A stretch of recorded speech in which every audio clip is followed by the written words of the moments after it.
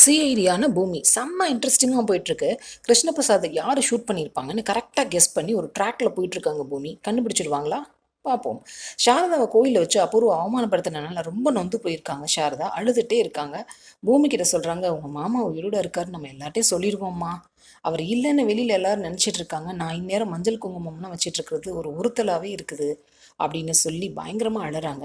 அவங்கள சமாதானப்படுத்துகிற பூமி, உங்களை யாரோ கஷ்டப்படுத்தி இருக்காங்கன்னு எனக்கு புரியுது அத்தை. அதனால தான் நீங்கள் இப்படி பேசுறீங்க. யாரு அப்படின்னு கேட்க, கோவிலில் நடந்ததெல்லாம் சொல்கிறாங்க சாரதா.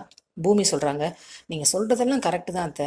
மாமா உயிரோடு இருக்காங்கன்னு வெளியில் நம்ம சொன்னோன்னா ஒன்று யோசிச்சு பாருங்களேன், உங்களுக்கே புரியும். மாமா கடைசியாக அவங்க ஃபோனில் இருந்து கால் பண்ணது அபூர்வாக்கு தான். அப்போ வேறு யார் மாமாவை ஷூட் பண்ணுறதுக்கு வாய்ப்பு இருக்குது? அபூர்வா தான் ஏதோ பண்ணியிருக்கா.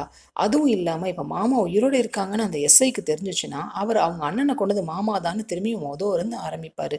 இதெல்லாம் நமக்கு தேவையா? இது எவ்வளோ நாளைக்கு நம்ம மறைக்க போகிறோம்? கேமராலேருந்து அந்த வீடியோ கிடச்சிச்சின்னா எங்கள் அம்மாவை கொண்டது அபூர்வா தான் அப்படிங்கிற அந்த வீடியோவை கோர்ட்டில் ப்ரொடியூஸ் பண்ணி அதை ப்ரூவ் பண்ணிட்டோன்னா அப்புறம் மாமா உயிரோடு இருக்காங்கன்னு சொல்லிடலாம். இதுக்கு கொஞ்ச நாள் தான் இருக்கும். தயவு செஞ்சு நீங்கள் அதுக்குள்ளே இதெல்லாம் சொல்லாதீங்க. மாமா உயிருக்கு தான் ஆபத்து அப்படின்னு சொல்கிறாங்க. இதெல்லாம் சாரதாவால் கண்ட்ரோல் பண்ணி இருக்க முடியுமா? ஒரு வேளை இது அபூர்வாக்கு தெரிஞ்சிச்சுன்னா உண்மையிலேயே கிருஷ்ணாவை திரும்ப கொலை பண்ணுறதுக்கு முயற்சி எடுக்க மாட்டாங்களா?